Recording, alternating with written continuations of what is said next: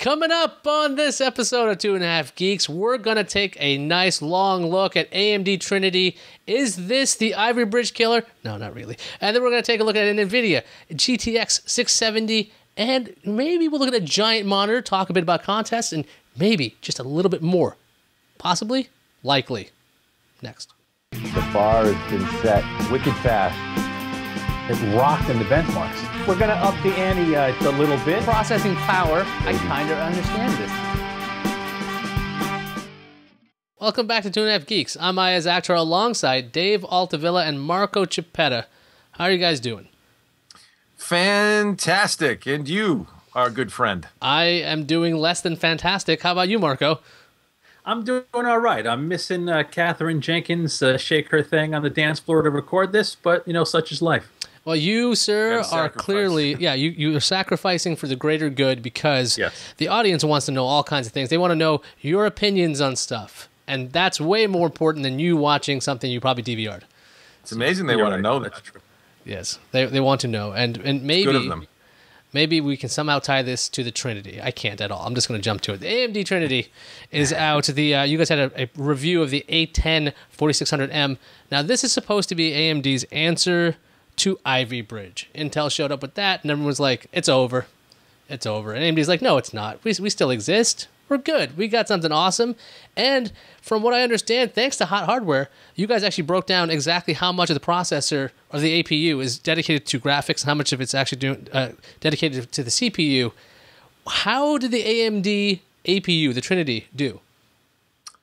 About as you would expect, with more real estate carved out to the graphics processor engine, the GPU inside the Radeon 7600 series graphics that's on board. It performed a little bit better in games and got blown out of the water in CPU-based, standard compute workloads, to put it mildly. So, but these particular processors, I'm going to guess, are maybe a little tiny bit cheaper than the Intel one. So you might not be getting crazy CPU performance, but do you necessarily even need something like that if you are a gamer?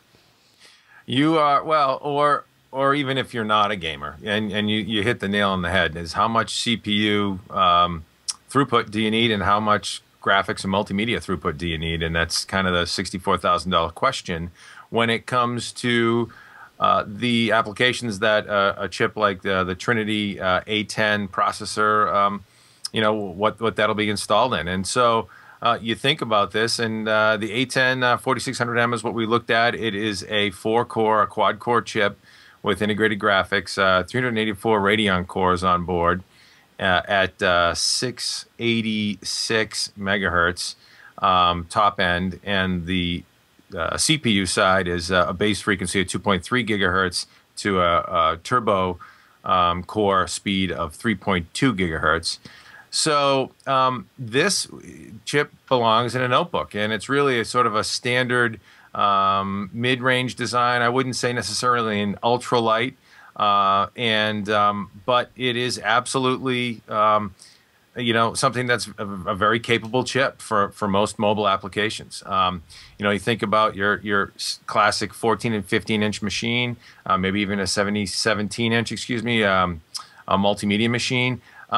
Definitely enough CPU horsepower for most end users, and very capable in terms of gaming and multimedia performance. Actually played some DX11 titles at playable frame rates. Games like Batman: Arkham City, even some of the DirectX 10, the sort of last generation game titles like Just Cause 2 and Far Cry 2. Now you're talking about frame rates in the 45 to 50 frames per second. So really, is it enough CPU and GPU? Well, that depends on what you need. Certainly, Intel's Ivy Bridge processor that we looked at, a few weeks back, takes this thing behind the woodshed in just about every CPU benchmark you can throw at it. But there's enough CPU horsepower, we think, for the mainstream, and you're talking about a price delta in the average notebook of a few $100s. So the average A10 based multimedia notebook is probably going to be in the $500 to $600 price range, whereas the average Ivy Bridge notebook, sort of a similar SKU, quad-core SKU, is probably going to be somewhere in the neighborhood of $300 more, based on Intel technology. So, it really depends on how much you want to spend and what you're going to do with it. If pricing is the option here, if that's the actual issue, that is, would it make more sense to go with an AMD Trinity now, or would you go with a last generation Sandy Bridge? I mean, how was the performance between those two? I mean, it's not really fair to compare that, but if last generation's version of Intel's technology is better than this, why would you ever do it? So the question is it better than Sandy Bridge? No, it's not. No, even Sandy Bridge, really, clock for clock, core for core, outperforms this chip. There's just no question about it. If you took a look at our Cinebench page, it sort of tells the story in about as clean a picture as you can paint for both CPU and GPU, and you can see AMD's strength in the GPU side with the OpenGL benchmark to be exact. And then on the CPU side, you can see Intel's strength. And if you look at like a Core i5-2520M Sandy Bridge processor, again with Intel HD 3000 graphics at 2.5 gigahertz, that scores a 2.8 in Cinebench, and the Trinity processor scores a 2.05. So, it's still behind a notch versus Intel's dual core technology. In that case, a Core i5-2520M is a dual core chip. So, really, it's just not even in the same league as Intel's previous generation Sandy Bridge processor, in terms of raw CPU throughput.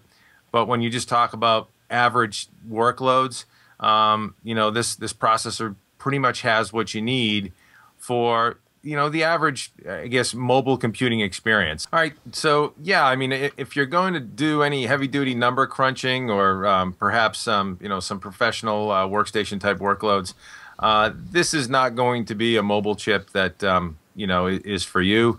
It's definitely more of a sort of a mid-range chip for the average multimedia-based notebook. And one of the tests we actually ran was we played back a 1080p H.264 encoded QuickTime movie trailer clip, and the thing actually oscillated between 0 and 5% CPU utilization playing back an HD video clip, 1080p HD video clip. So, it's got some strengths and weaknesses. It's not going to be a heavy-duty number cruncher on the CPU side. It's going to give you some good multimedia performance, and it's going to do it for cheap. So AMD's got, definitely a place in the market with it. Certainly, I guess Intel's probably going to come out with some other technologies to compete at the lower end of things. But an interesting offering for sure from AMD, and it's always good to have that competition.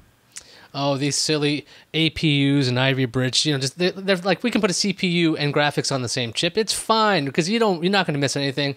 Wrong. That's why discrete graphics still are around. And that's why we got to talk about the NVIDIA GeForce GTX 670. Because let's face it, even like a $100 card is going to blow both of those things out of the water. But let's talk about the 670 in particular, because you guys had a bunch of reviews of a reference design and a couple of competing products that are also based on 670. What could you tell me, Marco? I can tell you a lot. First, let me show it to you. Here is the NVIDIA reference design. Now, it looks like your typical 2-slot graphics card, but NVIDIA did something funny with the cooler. The card looks big, but if you look at the PCB, it actually ends here. They could make some really tiny 670s if they wanted to. It's a much smaller card than the 680, but the GPU at the heart of this thing, it's actually the same GK104. The only difference is one of the SMXs, one of the streaming multiprocessors, has been disabled. So instead of having 1,536 CUDA cores, the 670 has 1,344, and instead of 124 texture units, it has 112. But other than that, and just the frequencies on the GPU, it's basically the same card, same 2 gigs of memory, clocked at the same effective 6 gigahertz, all of the same features, same outputs, slightly lower power because the performance level is somewhat lower. but it's essentially a more affordable 680 with just fewer CUDA cores. Okay, so now you actually compared an EVGA version and Gigabyte. Is there actually any difference between these two? I mean, they're based on the same technology. What kind of differences were there other than design? So there were a couple of differences. So the reference card, let me just throw some clocks at you really quick just to get them out of the way. The base clock on the reference GTX 670 is 915 megahertz with a boost clock somewhere in the 980 megahertz range. Now, the EVGA card that we looked at is their superclocked model. That superclocked model has a slightly overclocked GPU. I'm just refreshing my memory here. GPU clocks are 967 base clock with a boost of 1046. But the memory is clocked much faster, an effective data rate of 6.2 gigahertz on the EVGA card. The EVGA card also uses the same basic PCB design as NVIDIA's reference 670. The Gigabyte card we looked at, however, uses the same PCB as the 680. It too is overclocked. It had a base clock of 980 megahertz. The boost clock, they don't specify it, but we saw it in my testing. It went up to 1.12 consistently while in boost mode. But the memory is clocked at the stock speed, the effective 6 gigahertz. So the main difference, though, with the Gigabyte card, in addition to the larger PCB, it's also got a custom cooler, a 3-fan cooler on this thing. So it ended up being a little bit louder at idle because there's 3 fans spinning on it, but super effective cooler. I tested it while overclocked, and temperatures were barely in the 60 to 70 degrees Celsius range. Really nice card from Gigabyte. Now, didn't one of those actually have a recall? One of them was subject to a recall. Which one was it? It was the EVGA card. Not all of the EVGA superclock cards. There was a small batch that I guess didn't pass through qualification properly, and some of them were defective. My initial sample ended up actually dying on me right at the end of testing. But EVGA took them back right away, replaced them right away. So anybody that may have gotten one from this batch that didn't complete quality testing is going to get a new card. Are there any other points about the 670 that should be brought up? Yes. So the MSRP for the reference 670 is $399, which it's expensive for a graphics card, but not bad for an ultra high-end card. And that $399 basically gets you a GPU that performs on par with AMD's $450 7970, and it does so at lower power. So NVIDIA is really putting the pressure on AMD with this one. The 670 performs 90 to 95% as well as the GTX 680. In memory bandwidth bound circumstances, it's basically the same speed as the 680. Yet it's cheaper. It's $399 for 2 gig cards, a 4 gig frame buffer, double the normal size overclock card will be about $480. So it starts to get even more pricey there. But great performance for a more competitive price is the story with 670. On to something we don't discuss very often on the show, monitors. You guys looked at the Dell UltraSharp U3011 30-inch monitor. Now, I have a couple of Dell monitors. I'm staring at 224s. They're not matched. That drives me crazy, which is one of the reasons why I was staring at the 30-inch. Maybe I can replace the 24s. Maybe I get 230s. Maybe I lose my mind and just get lots and lots of screens. Just add them. Anyway, we should actually talk about the U3011. What did you guys find out? Yeah, this is actually a classic Dell 30-inch panel, and Marco and I have kind of been fans of Dell's 30-inch panels for many years now, from the 2007 WFP series to the 3007 to the 3008. I'm actually rocking a 3008 WFP right now, and the U3011 is the follow-on to that, the next generation model of 30-inch panels by Dell. It is an IPS display. It has a native resolution of 2560 by 1600. 370 nits brightness, 1,000 to 1 dynamic contrast ratio, and 7 milliseconds gray to gray pixel response time with 178 degree vertical and 178 degree horizontal viewing angle. So there's all the specs out of the way. It's a nice panel, and what we liked about this more so, in addition to superb image quality, maybe not quite as tight as HP's ZR30W series, by the way. We'll get to that. But what we liked a lot about it was the copious amounts of inputs, available I/O connectivity options. In Paul Lilly's words, more connections than a fast-talking Hollywood agent on this puppy. So it was kind of nice to have things like DisplayPort, DVI, HDMI, VGA, all of it. It's all on this panel. Something it doesn't let you do, though, is put in portrait mode, because the base isn't built for that for some reason. You're paying, I think, a premium because it's a Dell monitor. It's 30 inches. I think it's somewhere between $1,000 and $1,400. But for some reason, it can't pivot. That's right? Is there any other issues with this? I mean, I know that this. What are good things and bad things about this? Apart from come on, who actually puts a 30-inch monitor in portrait mode? I don't know, but that's about exactly what I was going to say. Was are you really going to tip this thing on its end? Probably not. I mean, you got enough. Can I make a quick point? Can I make a quick point about that? Do it. Just a quick point about portrait mode on a 30-inch. If you have a standard height desk with a 30-inch monitor in front of you with a standard height chair, ergonomically, you should have the top of your eyes lined up with the top of your monitor. You can't do it when it's in landscape mode. So if you put it in portrait, your head's going to be tilted back half the time you're looking at it. Yeah, you're going to be looking at the ceiling. Yeah, no, I totally agree. I don't see that as too much of a downside. No, it's if you look at it, if you compare and contrast the two, the H versus the HP ZR30W, the specs are identical. I mean, nits brightness, contrast ratio, pixel response time, all that good stuff, they're identical. What we did see with the Dell U3011 is just a little bit of bleeding of color, not bleeding, but almost like a what did Paul term it as? A diffusion issue. Said, diffusion, light diffusion. So in really bright scenes with dark backgrounds, you might see, in spots, really bright white colors or what have you, might appear a little bit of bleed, just ever so slight. We didn't see that on HP's panel on the ZR30W. Color saturation was really good. Blacks were super black. There wasn't any backlight bleed at all visible. And ghosting absolutely non-existent with the with the U3011 from Dell. So versus the ZR30W, you've got a couple of trade-offs. You've got a lot fewer inputs on the ZR30W, a lot more available connectivity options on the Dell version.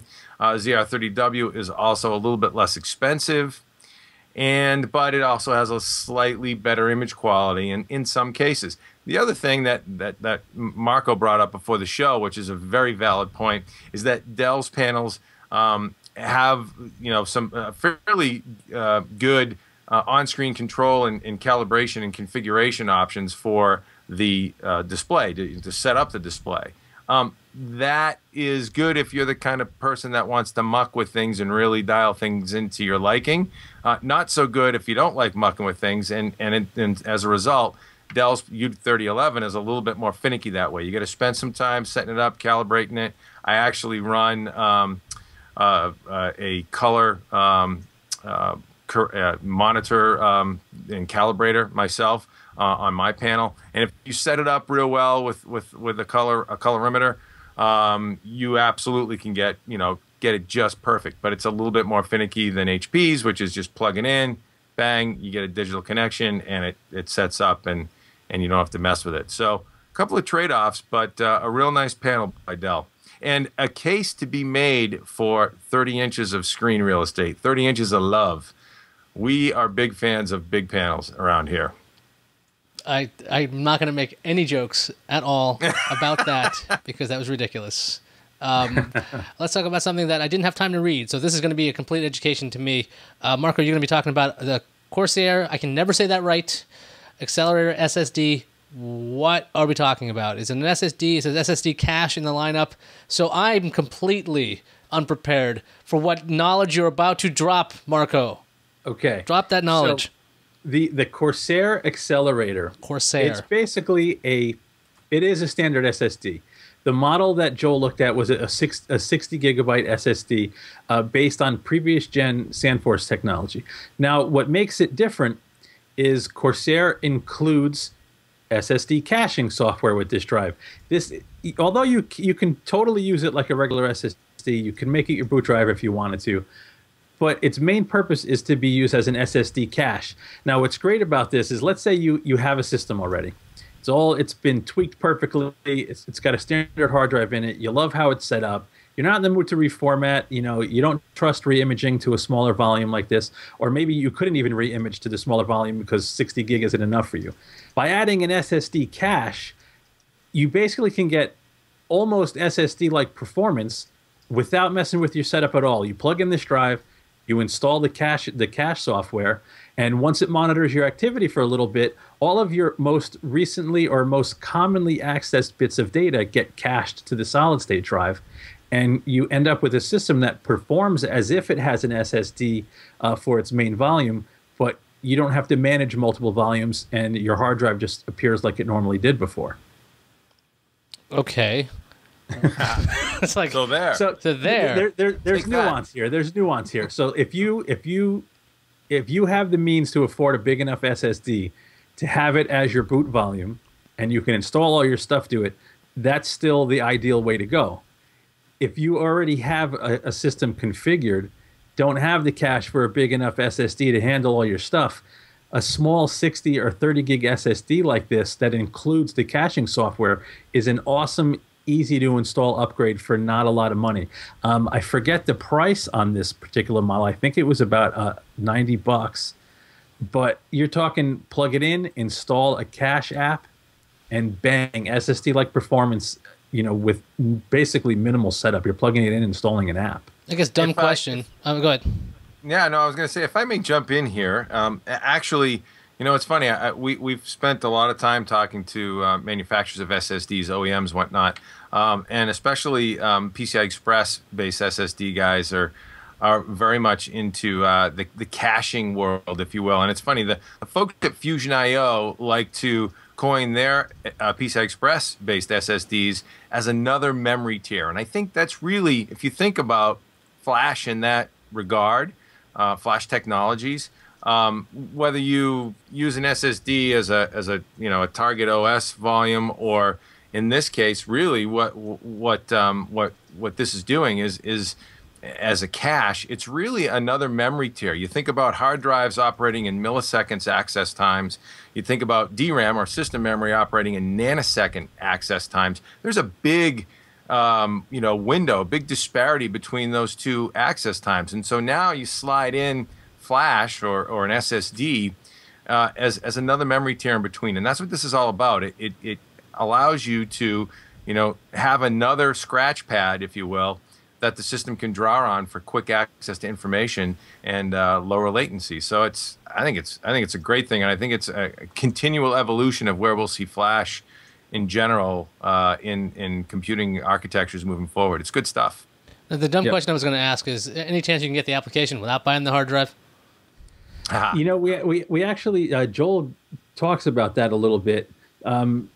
Corsair is not the only one. It's a company called Envelo that makes the cache software, and OCZ uses it with their cache drives. Corsair uses it. I believe Crucial also uses it. The apps that come with them are tied to the drives. They're serial numbers, and it does do a check for a particular drive.